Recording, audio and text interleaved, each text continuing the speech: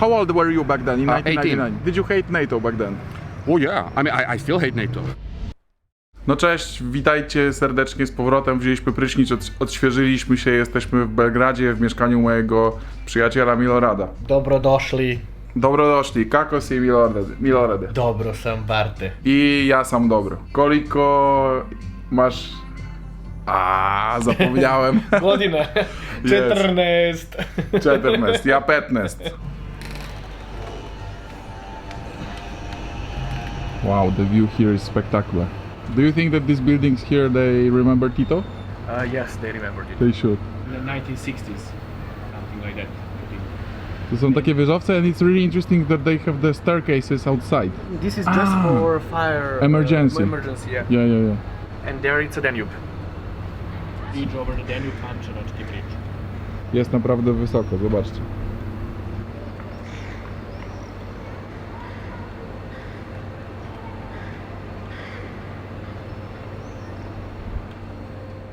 Prosto z mieszkania Milorada ruszamy do Kafany, czyli można powiedzieć serbskiej wersji karczmy. Kafana, do której jedziemy, znajduje się po drugiej stronie rzeki Sava w dzielnicy Zemun, o której jeszcze usłyszycie. Na archiwalnym filmie sprzed 15 lat widać namiastkę tego, jak wygląda Kafana w środku.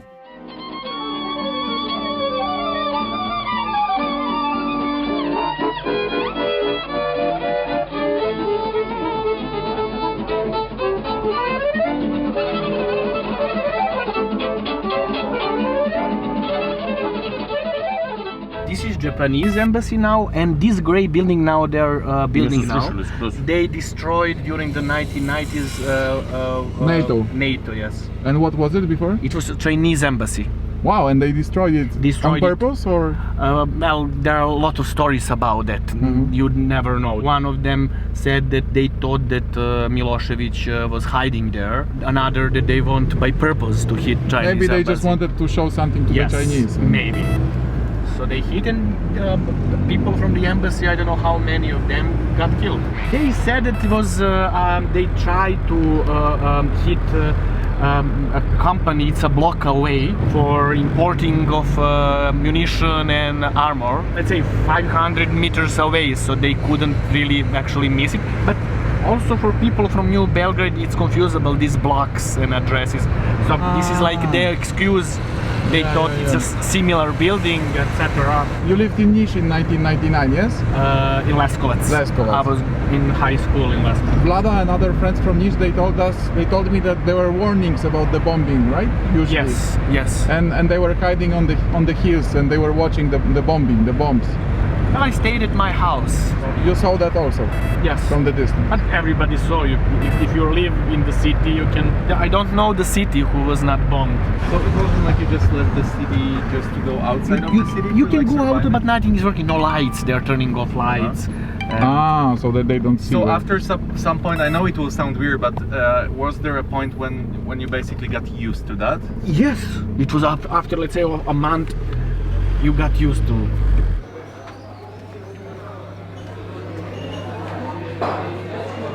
No więc teraz jesteśmy kochani w Kafanie, ale jeszcze nie ma imprezy, zaraz zobaczycie jak to wygląda. Jest to takie tradycyjne miejsce serbskie do jedzenia, picia, śpiewania. But this is actually synagogue. Former synagogue? This was a synagogue. Yeah. And So now we are eating in the synagogue. It's like in the Western Europe, they make party places in churches also. Zanim zasiądziemy do picia, jedzenia i muzyki, porozmawiajmy chwilę na poważne tematy z Serbem urodzonym w Kosowie, a jednocześnie moim kumplem Nikolą. Zachęcam do obejrzenia tego wywiadu do końca.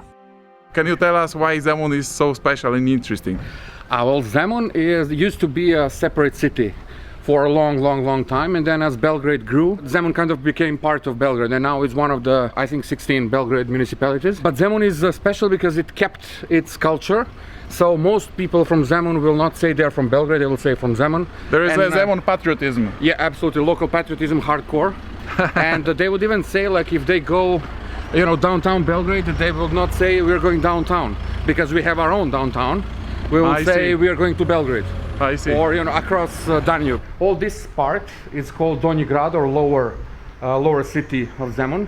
It's not in a really good shape, but I think most of these houses are either protected by the government or owned by this church that you see here, which is a Serbian Orthodox Church, or they are part of restitution. You know, all donors are now claiming ownership of these buildings that were taken over by communists after the Second World War. Was there a Jewish community here? Oh yeah, absolutely. Can you tell me where does because we're talking about the Serbian Orthodox Church, can you tell me where do they take the money from? Because I can compare it to Polish situation with our church. Yeah, they take money from the government, from the central government, from all local governments.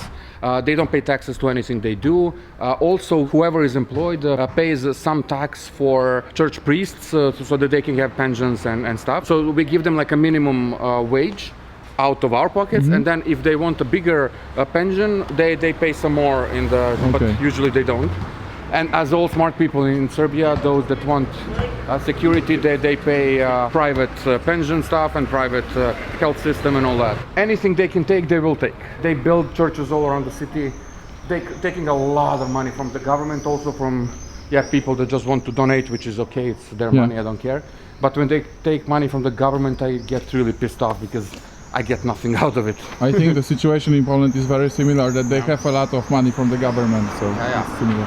As always, religion is like one fantastic system of mass control. I would say it's my private opinion that religion is a system based on selling hope, based on fear of the people in order to take their money and have power. Absolutely, power. I think it's not about the money at all. Money comes with the power. Yeah, money, and money is usually for priests so that they can achieve better life for them and their families.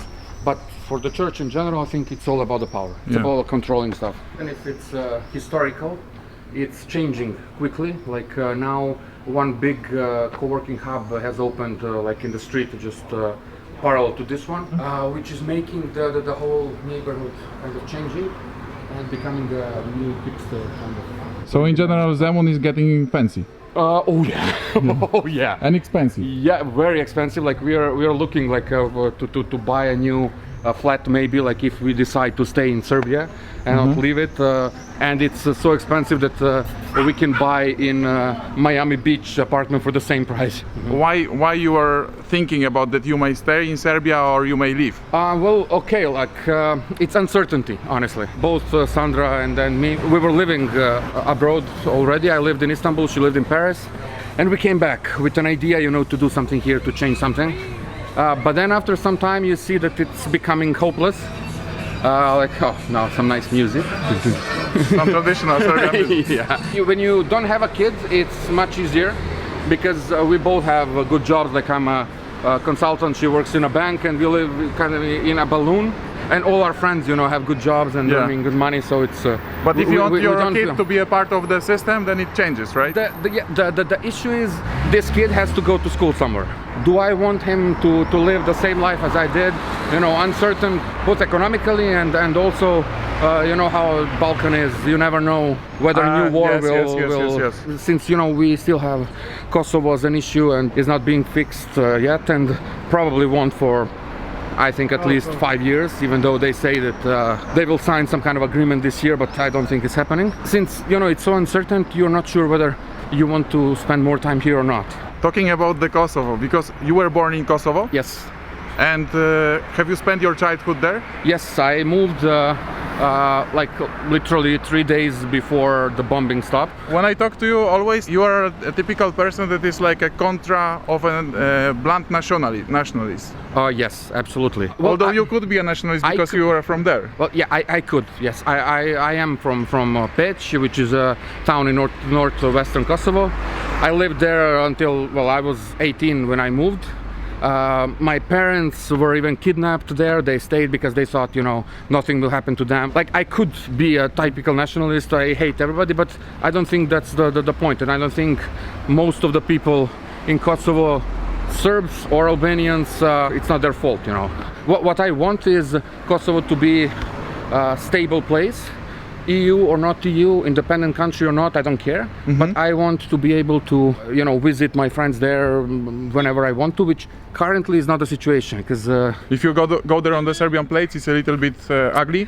No, not anymore. Only when politicians cook it up. As these negotiations are happening between Kosovo and Serbia, with EU kind of helping, whenever something big has to be decided, they both heat up in Pristina and Belgrade. And I'm helping actually these days one a local media from Bujanovac, which is a Serbian city bordering Kosovo, where Serbian and Albanian journalists are developing a media product where they compare news from Pristina and Belgrade on the same topic. Wow. And they do analysis on who focuses on what, who hides what, and stuff like that. Which then you see, how much they are lying both in Belgrade and Pristina. Yes. So the situation is not good, in Kosovo, and as it's becoming longer and longer, It doesn't calm uncertain. down the temperature. It's definitely not, and it's not good for anyone, especially for people in Kosovo, Serbs and Albanians. Most of the young people there, and Kosovo population is, I think, more than 50% is youth. I mean, do they really care about wars and killing and stuff? No, I mean, they want free economy just like I do. They want to be able, to get money for their startups. They want freedom. Yes, basically. yes. And guys in Pristina and Belgrade are not really helping with their negotiations. So Albania, because I know that Serbia now has a kind of like a conservative government. I mean, Yes. The same guys that were in the government during the 90s, all the wars, and our president currently used to be a minister of information of Milosevic.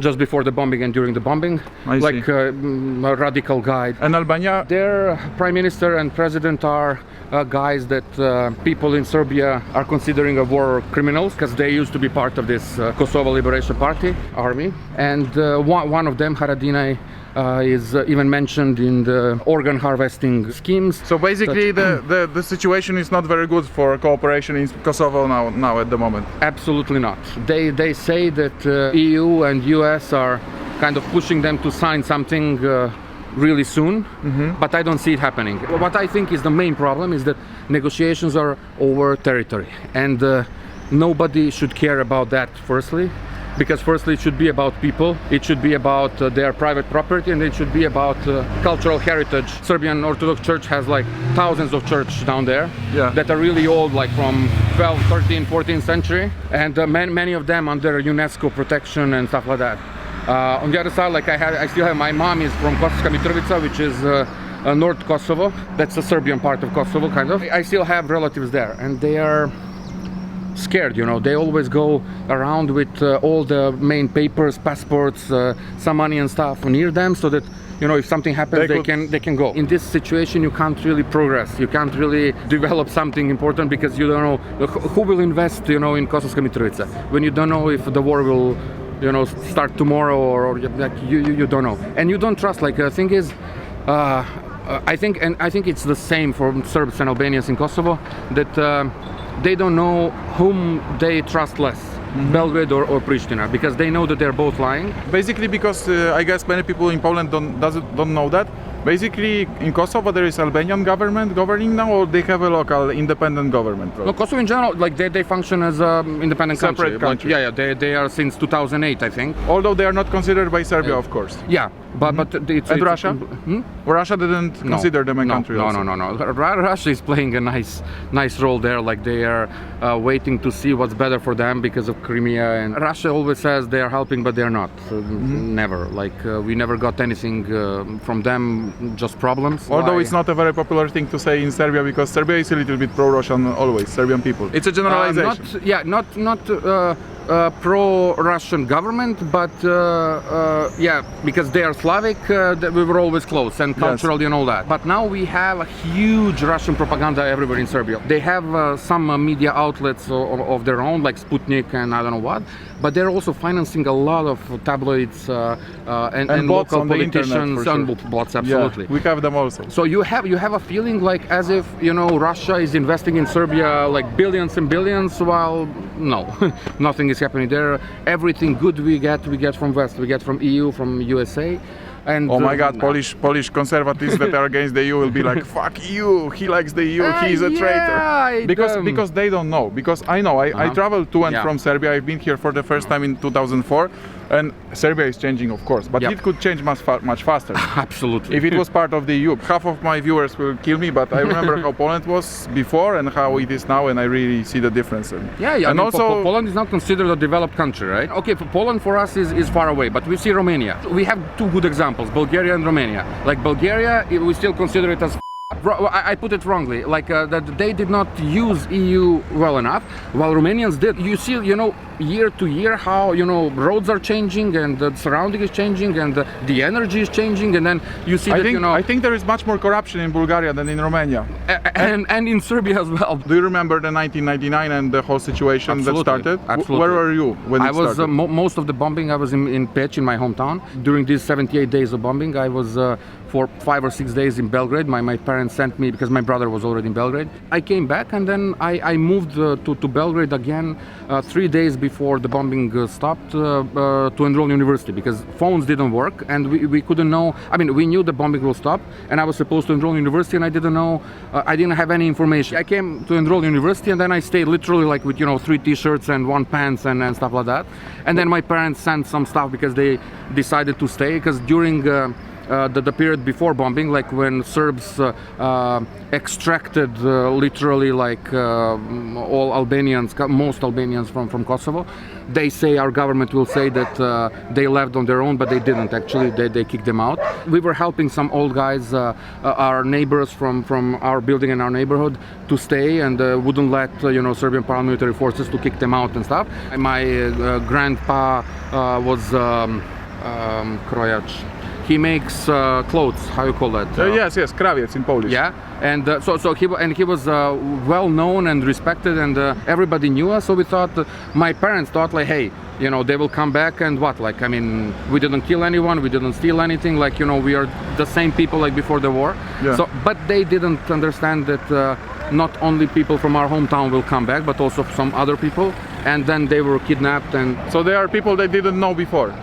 That's why it happened. Some people from random villages that were, part of Kosovo Liberation Army, and their job was, to kick out people and kill them and whatever, clean the city, to put it that way. How old were you back then in 1999? 18. Did you hate NATO back then?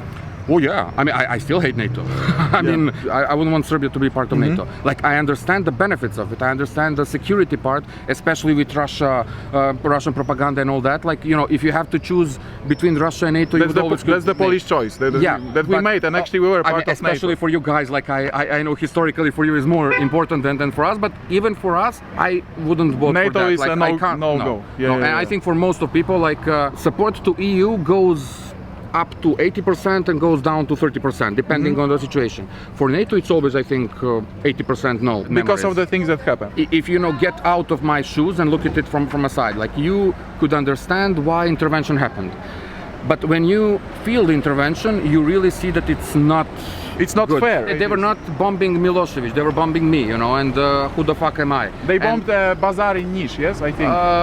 Market. Yes, a market, but Couple of people died there. Yeah, they say it, but worst thing is when they bombed the train full of Albanians, they didn't know what is it. They thought maybe it was army, and they bombed the full of Albanians, like they killed I don't know how many of them. They even, when I was going from my hometown to Belgrade during the bombing, as I said, phones are not working. Like, I had a mobile phone with me, but I could turn it on only when I got to Serbia, and not even all Serbia, but just near Belgrade. Literally 15 minutes after that, another bus was going and it was bombed. And can you imagine my parents not knowing? And then my father was risking everything, like, he drove around through Pristina, through literally war zone, and to enter Serbia, to call me from another cell phone to see if I'm alive or not.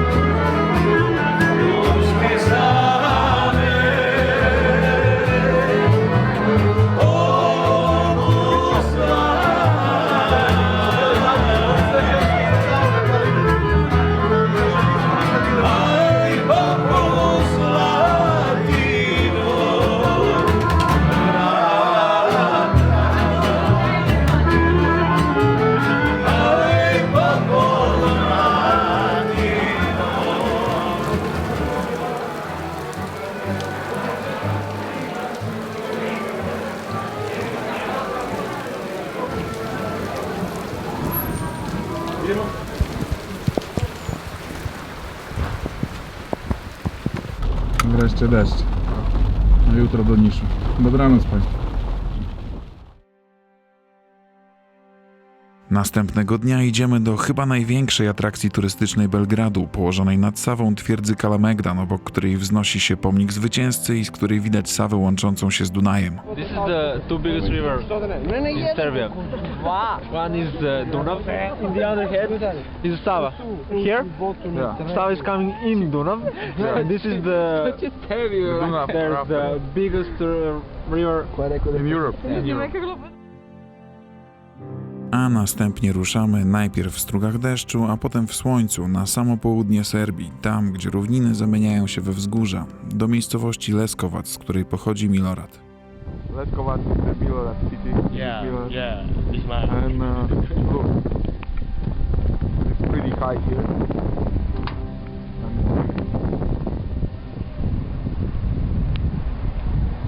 Jesteśmy w tym momencie w miejscowości Leskovac na południu Serbii i zaraz jedziemy do rodziny Milorada zjeść coś. You see that house there? Here was the all houses, nice houses. Look at how the street ends. Aha. They built this building. So they just built it very close to the old buildings. Look at the terrace of the guy of the house, for example. So they just, They closed his terrace. it's like the socialists didn't care about the rich people. That's why and they built. Look at this terrace, and they just closed the street, building this building. Look, and all nice houses were hidden like that. To niestety koniec relacji z miejscowości rodzinnej Milorada, gdzie spędziliśmy przemiły wieczór z jego rodziną i wieczorem ruszyliśmy do Niszu, gdzie spotkamy się następnego dnia.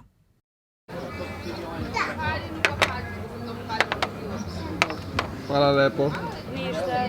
Największy problem polega na tym, że codziennie rano jest ten sam problem, ponieważ kelnerki nie do końca rozumieją, co chcemy robić, bo Bartek zamawia od 2 do 3 kaw i potem ja zamawiam kawę, a przy stoliku siedzą 2 osoby i zawsze jest takie... Jeszcze raz, musicie mi to wytłumaczyć. Myślę, że najlepiej by było, gdybym po prostu mówił, że poprosimy 2 cappuccino i 1 espresso, niż że ja poproszę cappuccino, on poprosi cappuccino i ja poproszę espresso. To już trochę za duża komplikacja, bez sensu. A więc proszę Państwa, jesteśmy w Niszu w Serbii. Tu jest napisane szeczer i to znaczy cukier i oczywiście pochodzi to z języka tureckiego. Jesteśmy w Niszu, a ja do Niszu mam bardzo osobiste podejście, można powiedzieć, dlatego że właśnie tutaj mieszkałem przez 2 miesiące w 2004 roku, gdy byłem na studenckich praktykach przez ISEC w firmie Vulic i Vulic, która już nie istnieje, zbankrutowała, produkującej słodycze.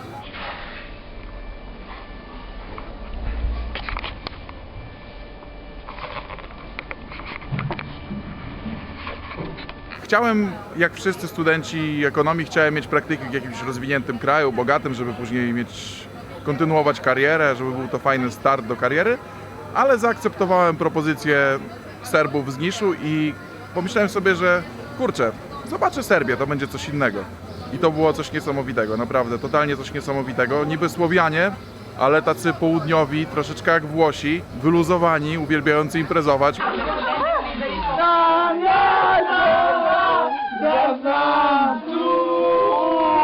And this is how it looks one day after. Uwielbiający siedzieć, pić kawkę, jeść sobie coś słodkiego, wychillowani, wyluzowani, znacznie bardziej wyluzowani niż my, północni Słowianie. I to było niesamowite przeżycie, które mnie bardzo otworzyło też. Mam stąd wielu wspaniałych przyjaciół, z którymi utrzymuję kontakt do dzisiaj. Wielokrotnie tu wracałem, Nisz i Serbia są w moim sercu. Bardzo fajni ludzie i wszystkim z Was polecam. Dobra, muszę kończyć, coś jeszcze później dodam, dlatego że tutaj jest taka mgiełka, jak widać, i ona chyba powoduje, że obiektyw jest brudny. Także tak wygląda główny deptak, a my kontynuujemy z kawą. To jest właśnie główny deptak, nazywa się tak jak na dole, napiszę, bo nazwa się zmieniła, a tam jest twierdza, do której później pójdziemy. I like recording movies though. Hey, what's up, man? Nothing, chill out. Yeah, good sun. Having a bad. Good southern sun, man. That's the car, man. Yeah. Porsche. Milorad, can you tell me the name of this place? Kazanjisko Sokacze. And it's a place to hang out and drink coffee. Yes. Also at night you can go out. Wybieramy sobie tutaj jedzenie, omlety. 100 dinarów to 3,60 zł. Czyli taki omlet kosztuje mniej więcej 12 zł, a to jest fancy miejsce, także nie jest drogo. Tu macie sałatki, możecie sobie zobaczyć ceny. Najpopularniejsze jedzenie na świecie, czyli makarony różne, pasty po lewej. Serbia jest dosyć tania, jeżeli chodzi o jedzenie, restauracje i tak dalej. Taniej niż w Polsce, myślę, że mniej więcej 2 razy. To są nasze smoothies, jakie zamówiliśmy, wyglądają smakowicie. A tak wygląda to jedzenie, tutaj jest Milorada jedzenie, a tu są omlety. Ten jest mój, a ten jest kasza. Tak więc jesteśmy teraz w centrum Nisza. Jest to bardzo blisko miejsca, w którym często bywałem, mianowicie Instytutu Ekonomicznego, Uczelni Ekonomicznej, gdzie mieściła się organizacja ISEC, przez którą wyjechałem na wymianę studentów tutaj. Ja co prawda nie byłem ISEC-owcem, ale jako student ekonomii po prostu mogłem uczestniczyć w wymianie. ISEC to jest taka organizacja zrzeszająca studentów najczęściej uczelni ekonomicznych, którzy chcą robić w ramach tej organizacji karierę. Jest to taki, można powiedzieć, taka trampolina do kariery, dlatego że zdobywa się tam pierwsze doświadczenie. Tam w kafejce internetowej często przybywałem, jeszcze były kafejki internetowe, bo to było 15 lat temu, a tam jest uczelnia. Piękna zastawa. Umówiłem się tutaj z Miloradem, który był ISEC-owcem i to on mnie zaprosił. Hey! Do you think that the office still exists? It exists, I know, but I don't know if they have office here on the faculty or somewhere else. Yeah, it was here, I remember it. I remember the door. I paint this door in blue. Yes, you painted the door? Yes. 15 years ago, maybe 15, I don't know how many years. Recording.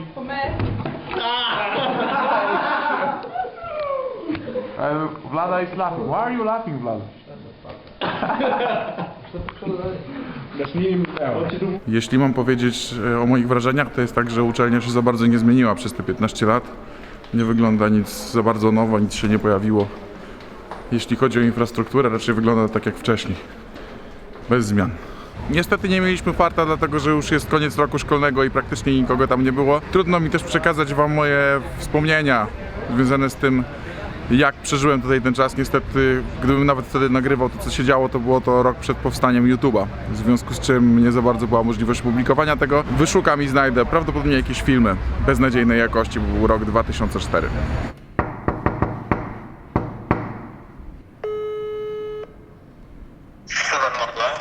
To ja, otworzysz? A, czekaj, no. Oki. Nie słyszałem, że pukałeś. Spoko. Jo. Ale chłodek, klima. Kiesz, Co jest? jak ci się podoba w Niszu? Cenowo jest bardzo ciekawie, ponieważ jest bardzo tanio, jakby nie patrzeć. Aha. A po drugie mamy interesujące widoki w Niszu. Widokowo jest bardzo fajnie. Idziemy za tym. W tej chwili jesteśmy w centrum Niszu. Tutaj jest Urząd Miasta, bardzo ładny budynek. Jeszcze pewnie pamiętający czasy sprzed wojny. A my idziemy w kierunku twierdzy. Tu doszło do ciekawej sytuacji, wsadzili już gościowi samochód na lawetę, więc jak już mu wsadzili samochód, to muszą go zabrać. Jeszcze przed mógłby się uratować, no i on się sprzeciwia i dlatego się kłócą. A tam jest twierdza, do której idziemy. Podobnie jak w Belgradzie, w Niszu tutaj kończy się deptak i dalej jest twierdza. To jest rzeka Niszawa, od której nazwę ma Nisz, a tam twierdza. Nie za bardzo pamiętam w tym momencie, z którego wieku jest ta twierdza, tak więc pozwolicie, że napiszę na dole. W każdym razie oczywiście została zbudowana przez Turków, z tego co pamiętam. Przez Rzymian? Oryginalnie wybudowana przez Rzymian, ale później rozbudowana przez Imperium Osmańskie. Sorry, Cash mnie przed chwilą poprawił, bo już pewnie wygooglał, że została zbudowana przez Rzymian, a później została rozbudowana przez Imperium Otomańskie. Na pewno możecie sobie wygooglać sporo na ten temat. Ja się specjalnie historią i architekturą nie interesuję, nie ukrywam. Strasznie dziwnie się nagrywa na dwa vlogi, jak pod Tak, bardzo dziwnie się nakrywa. Jest trochę dziwnie i niezręcznie, aż nie wiem jak do tego podejść, ale... Ale ściągnąłem od jakoś ciebie coś z tymi, wiesz, otomanami. A, słabo. Bywa. Ale ja byłem pierwszy. Byłeś. Dziękuję.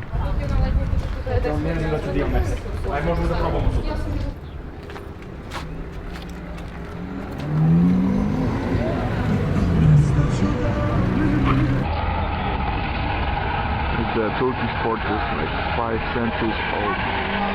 These doors are originally Turkish, but pay attention. They protected the fortress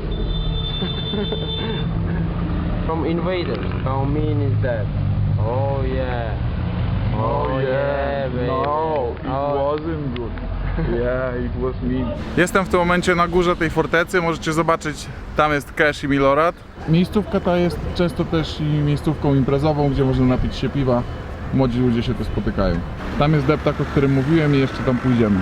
Kontynuując, tam daleko jest twierdza, to jest główna ulica Niszu. To jest tak zwany koń, pod którym często się umawialiśmy na spotkania. Oj, wiele butelek piwa się tu wypiło, a i troszeczkę raki też się łyknęło. Tu jest McDonald's, nie wiem dlaczego właściwie on jest, bo jak są pieskawice w jakimś państwie i są jedzeniem narodowym, to McDonald's właściwie nie powinien w ogóle istnieć. No w sumie nie cieszy się za dużym powodzeniem, nic dziwnego. Czy ja mogę mieć petycję, prośbę? Ja chciałbym zlikwidować w Polsce wszystkie McDonaldy i żeby zamiast McDonaldów powstały restauracje z pryskawicą na kajmaku. Poproszę. I sarajewskie ciewaby. I nie sarajewskie też. Poproszę. Jestem za. Ale jak tu byłem w 2004 roku, to centrum handlowe jeszcze nie istniało. Ogromne centrum handlowe w centrum Niszu.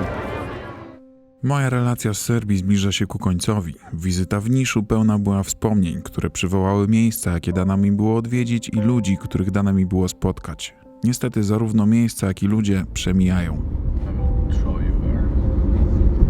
Very stocky here. Here was. It used to be also in... Sada smo ispred pljeskavđinice ili ti čevapđinice Joca i Nena i to je omiljeno to je omiljeno Bartovo mesto gdje on jede gurmanske pljeskavice. Čevapđinica Joca i Nena, the best place for gurmanska pljeskavica. Here you go. The Bart's favorite dish. And this is like gurmanska pljeskavica. Oh, it's too light actually. Yes. Okay, what you can see are actually pieces of meat. Very good. 400 grams each. So imagine it. Sandra building on the left side. We went there after the TV interview. Yeah. And here it was on TV. No. It was. It was here. Yes. Yes, it was. Okay, so here we are going to the TV. How do you feel about it, Vlad? Oh yeah, I'm very excited about all that TV appearance and Sandra? I think this is better than jumping from the plane. Yeah, the parachute jump. We'll see, I'll take some pictures. And building of the most famous person, Nish Lia in Singapore. I'm looking around for the yellow Lamborghini. Yellow Lamborghini is now sold. It's in the museum. No, it's in the trash. He used to park yellow Lamborghini here. I don't know which floor was. But he will definitely find it on the camera. Yes, he will find it. Ciao, Vlado. I think that it was on this corner. It could have been at this corner. Yes. Because it was quite close to the faculty. Yes, it's somewhere here, but I can't remember. Yes. It was an older lady and she was renting a room to students. She was really old back then. And her daughter and her grandson live in the building on the corner on the left. In that case it must have been. Yes, it so is. it's in the corner. Odcinek zrealizowany dzięki wsparciu w serwisie Patronite. Jeżeli chcesz wesprzeć projekt, link znajduje się w opisie filmu.